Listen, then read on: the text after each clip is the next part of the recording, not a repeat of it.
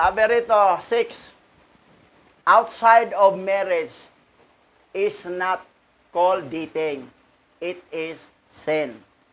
It is called sin. Ganun na lang ang tinding galit nila ni Simeon at saka ni Levi. Kasi alam nila, kapag galawin ng isang babae nga hindi sila kasal, ay hindi dating ang tawag, kundi ito'y tawag kasalanan. Tulad dito. Sa Exodo, chapter 20, verse 14. Kasama ito sa Ten Commandments. Huwag kang mangangalunya. Sa verse 14. You shall not commit adultery. Kasama to sa Ten Commandments, sa Torah. Alam ni Levi yan, ni Simeon. Kaya lang, hindi makapurma si Ruben kasi natatamaan siya dyan eh. Asawa pa mismo ng tatay niya ang ginawa. Dito mamaya, kung anong ginawa ni Ruben, makikita mo yung ano. Ngayon, dito sa Hebrew chapter 13 verse 4, ang pag-asawa ay dapat igalang ng lahat. Igalang talaga ang pag-asawa. Sapagkat hatulan ng alahayam ang mga mapakiapid at mga ngalunya. So, hindi mo siya pwedeng galawin ang isang babae hanggat hindi mo siya asawa na hindi kayo kasal. Kailangan igalang kasi may hatol eh. Will judge fornicators and adulterer. Marriage should be honored by all, for alahayam will judge. Sabi rito, sapagkat hatulan ng alahayam ang mga mapakiapid at mga nangangalunya. Mangangalunya. Hanggat hindi kayo kasal, may hatol yan. Anong hatol? Sa Levitico chapter 10 verse 20 verse 10. Sabi rito, verse 10. Ang lalaking nangalunya sa asawa ng ibang lalaki ay dapat patayin. At ang babae ay dapat patayin. Pareho. Sa Torah to, Levitico chapter 20 verse 10. Kung isang lalaki sipingan niyang asawa ng ibang tao, papatayin siya. Pati yung asawa na nasipingan sa ibang tao, papatayin din silang dalawa, pareho patayin. Ganon katindi. Kasi kina-honor ang marriage. Pag hindi, may hatol. Ito a man who commit adultery with another man's wife must be put to death. And the woman must be put to death. Pareho sila, patayin. Kala na, okay lang yan. Ganon ka-stricto ang Hebrew Israelite doctrine at saka Islam. Pero tingnan mo ang Christian, wala. Kasi kulto nga ang Christian. Kulto nga ang Christian eh. Wala silang ganong kahigpit nga batas. Anong mayroon sa kanila? Ito pa. 1 Corinthians 1 Corinto 7 verse 2. Ngunit, upang maiwasan ang pakikiapid, ang bawat lalaki o babae ay dapat magkaroon ng sariling asawa. Para maiwasan ang pakikiapid. Kasi pag asawa mo na, galawin siya, hindi na pakikiapid yun, asawa mo na yan eh. Sabi niya, paano kasi nasawa na ko dito? O di mag-asawa ka uli. Asawa mo na rin. Hindi ka nag-apit. Kasi puro naman asawa lahat yan eh. Kaya lang dito, hindi sanay. Gubot yun. Reklamo yung number 1. Huwag kang gagawa ng number 2 na asawa. Ako lang lagi. Sabi naman si husband, nasawa naman ko sa'yo. Huwag mo akong kasawaan.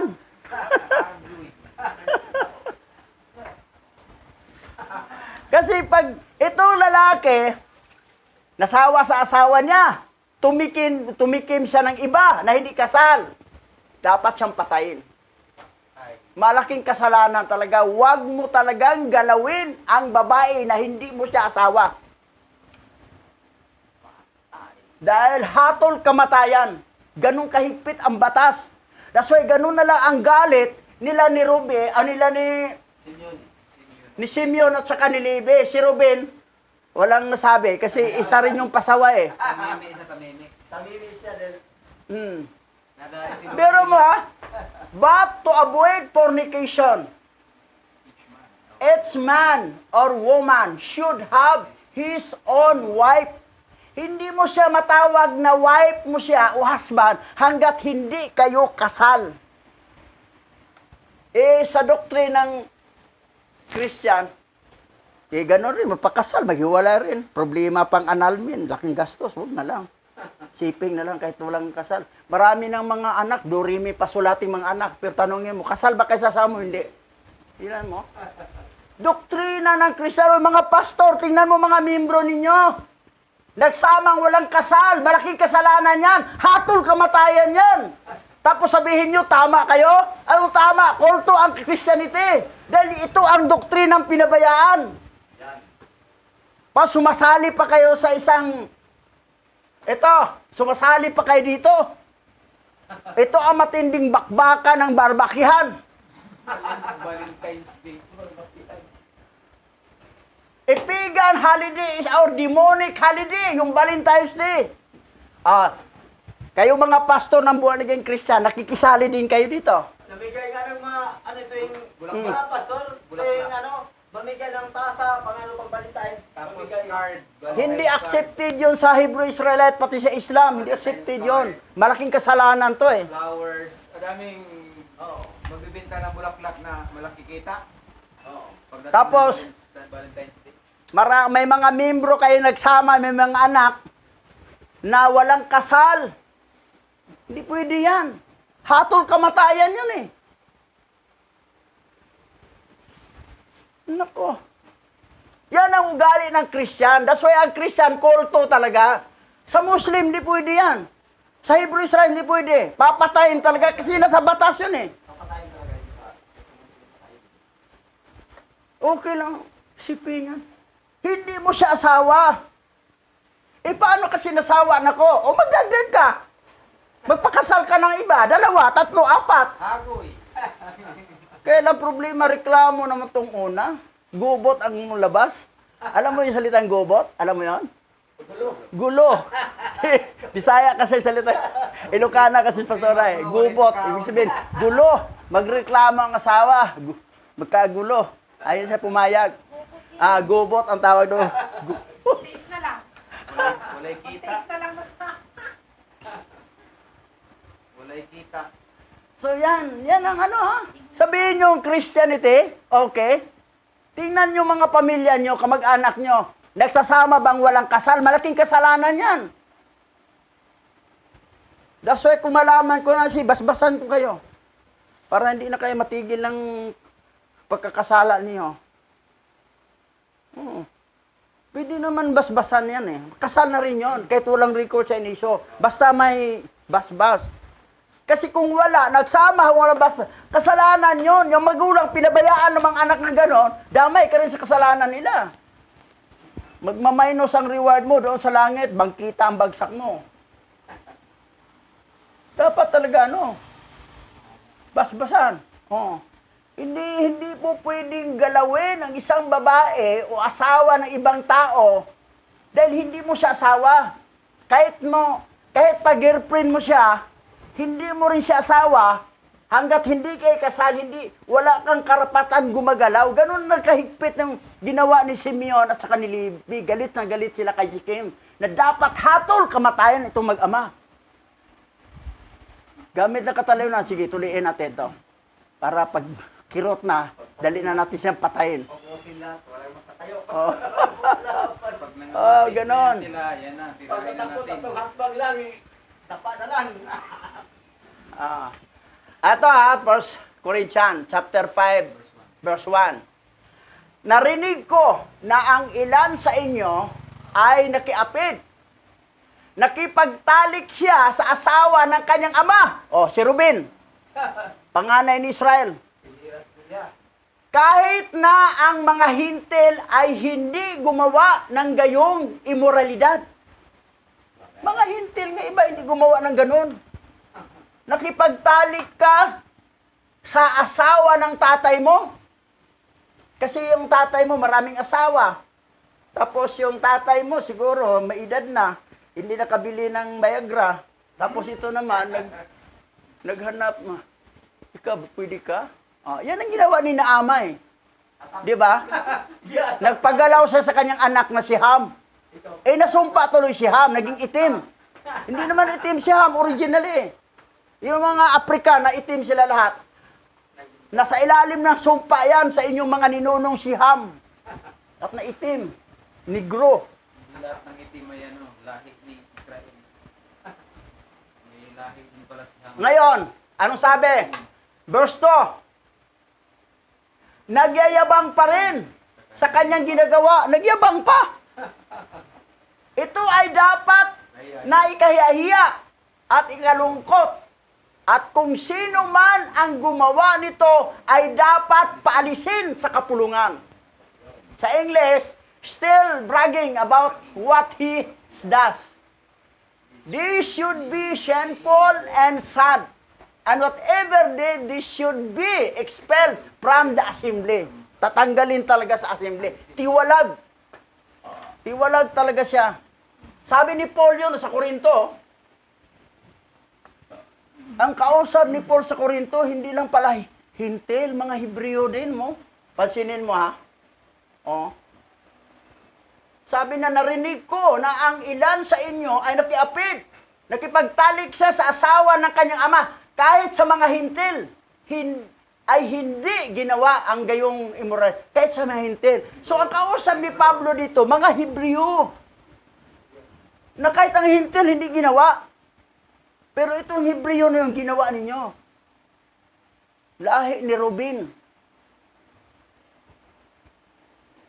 Ang mga ibang hintil nga matitino pa eh. Ano mangyari? Tiwalag dapat. Ganun kahigpit. That's why, hindi nakakasala. Sumang-ayon si Hawa sa ginawa ni Ruben, ni Levi at saka ni Simeon na pinagpapatay sila lahat doon. Dahil kamatayan mo talagang hatol. Ito ang last. 1 Corinto, chapter 6, verse 9. Hindi mo ba alam na ang mga makasalanan ay walang bahagi sa kaharian ng alahayam? Walang bahagi. Ibig sabihin, the sinner kingdom of alahayam have no part. Walang kaparte sila. Walang kaparte. Alahayam. Huwag mong lukuhin ang sarili mo. Sino mang gumawa ng makiapid, idolatria, pangangalunya, nakipagtalik ng walang kasal, at nakipagtalik sa pagitan ng lalaki at babae. Badi yung tumboy. So, syuday at saka syuday. Walang bahagi, Syudong. walang part sa kaharian ng alahayam. Syuday. So, ganun kahigpit. That's why ng Muslim country, pag makita ng babae nakipagtalik doon, lalaki ba, hatol kamatayan talaga. Sa Israel, ganun din. Pero sa Christian, wala lang. Wala. Kulto kasi ang Christian eh. Nagmamalaki pa kayo, nagyabang pa kayo na kayo ang tama dahil sa Bible nyo. Satanic naman ang Bible nyo. Pansinin natin ang Levitico ha.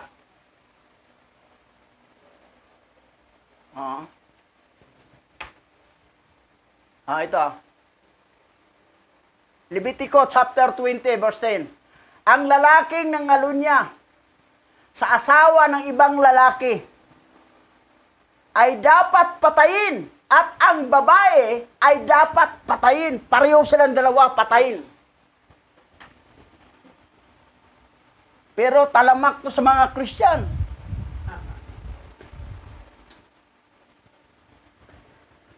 Okay lang sa kanila, wala. Hanggat walang kasal, hindi talaga pwede mo galawin ang isang babae hanggat hindi kayo nakasal. Sabihin naman niya, paano kasi sa Christian, isa lang talaga daw, hindi pwede magdalawa. Sa inyo yun. Sa Islam at sa Hebrew, pwede magdagdag kang asawa. Pero kailangan pakasalan mo pa rin. Hindi mo siya tawaging asawa hanggat hindi kayo kasal. Paano kasing una? Gubot ang mangyari. Explain, paliwanag mo sa una na huwag ka na dahil magreklamo, payag ka na lang. Ibukod na magbahay yan, ibang bahay naman sa iba ka rin. Kung magsama kayo, baka mag-away pa kayong dalawa, magsilusan.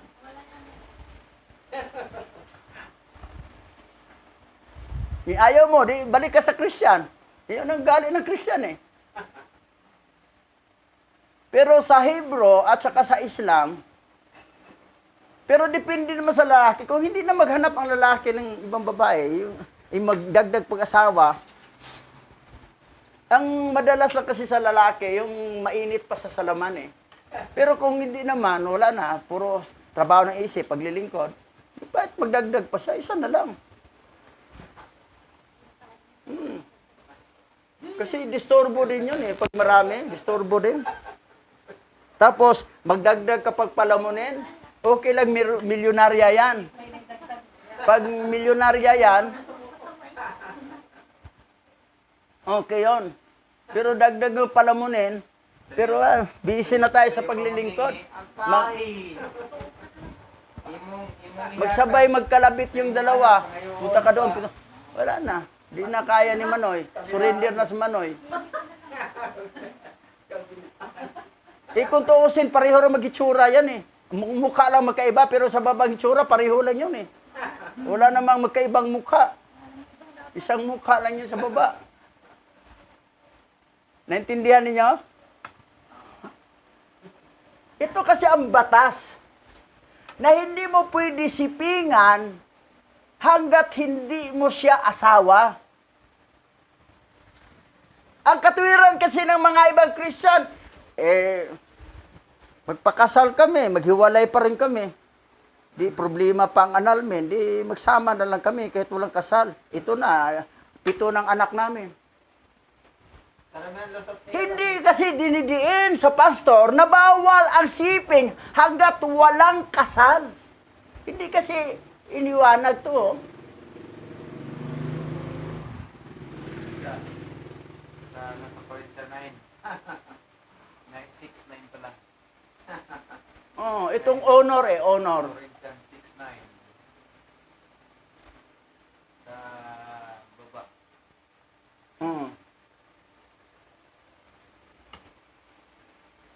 Ito. Ayan.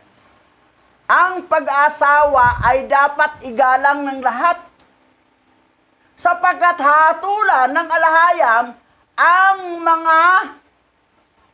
mga mapagkiapid at mga ngalunya.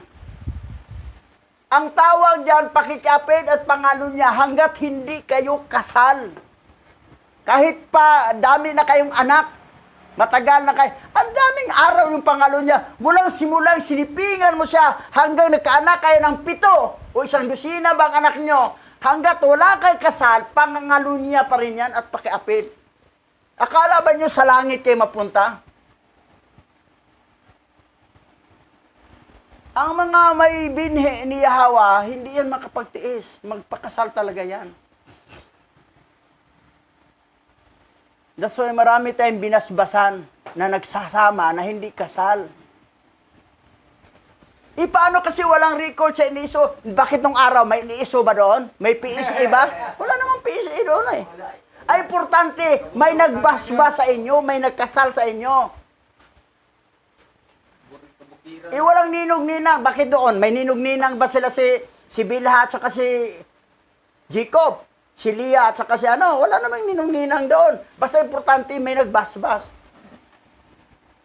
Yung nagbasbas doon, si Laban din eh. Sila rin nagbasbas. Sila rin, mga matataag. Kasi wala pa naman pastor noon. Kinuha at binigay bilang asawa. Kinuha. Oh, di basbas. May basbas yun. Tapos, si ano naman, Raquel, siya naman nagbasbas kay Bilha. Bigay yung asawa, itong katulong ko. Basbasan ni Raquel. Asawa na kayo. Si Jacob at saka si Bilha. Sabi naman ni Leah, okay, basbasan ko rin kayo. Ikaw naman, Selpa, at saka si Jacob. Ang nagbasbas, si Leah.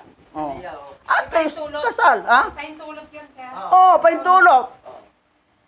Hindi pwede mo Yan ang tawag na kasal. Basbas. Walang kamali-mali. Pinag-pray. Walang kamali-mali sa Hindi pinahintulot yung palang ako. haliya, pinantsawa na pala. Haliya, Elia, si Lia pala. Yan ang nangyayari. Pagtingin sa pagtanggal ng Bibilo, hindi man ito. Lia man pala. Si Aliyah pala yun. Lia.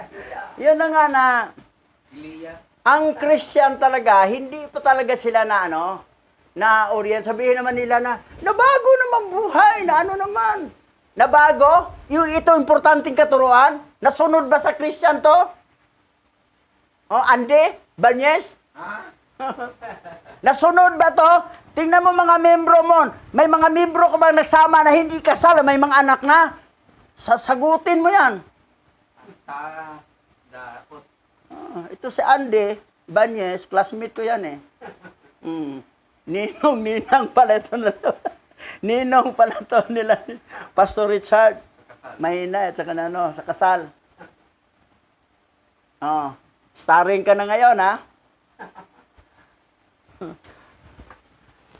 So yan, kasi ito yung pinaka-importante sa kautusan na parang wala lang. Sabi niya, ako naman nagtatights, natanggal ng bisyo, nagsusugal, ganun. Ganun lang ang kabanalan. Yun lang ang kabanalan mo. Pero mga membro mo, nagsamang walang kasal. May mga anak na, walang kasal. Malaking kasalanan yun. Fornication yan, at saka adultery. Pangangalunya at pakikiapid. Ang parusa pa naman diyan, kamatayan, death penalty. Kahit naman sa Doctorated Bible, 66 book, ganito pa rin pagkasulat.